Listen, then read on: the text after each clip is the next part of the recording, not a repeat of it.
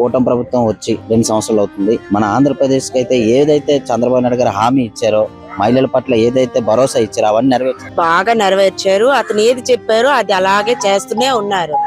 ముఖ్యంగా మహిళలకు మాత్రం బాగా సదుపాయంగా అన్నిటికీ సమకూర్చారు. నెలకి అతను చేసేది సిలిండర్లు 3 సిలిండర్లు ఇచ్చారు. ప్లస్ నెలకి మహిళలకు ఆదాయం 3,000 4,000గా సంవత్సరం పెంచుతూనే ఉన్నారు అతను. అలాగే ఇప్పుడు మీకు ఈ సిలిండర్లతో పాటు ఈ మహిళలకి ఉచిత బస్సు అనేది కూడా పెట్టారు. ఎలా? ఓ సూపర్. మరి మేము టికెట్ ఖర్చు లేకుండా ఇలా వెళ్తున్నాం అంటే అతని దయాదీక్షణ మీద మేము వెళ్తున్నాం. అతను ఇలా చేయబట్టి దేవుళ్లాగా. చంద్రబాబు నాయుడు గారు మహిళల పట్ల చాలా భద్రత చూపించాడు. ఒక డ్వాక్రా సంబంధించింది కానీ ఇప్పుడు 3 సెంట్ల ఇల్లులు కూడా ఆ పేదల పట్ల చంద్రబాబు నాయుడు గారు ఆల్రెడీ ఆల్మోస్ట్ ఒక 70% కంప్లీట్ అయిపోయింది. అలా చాలా తృప్తిగా అనిపిస్తుంది.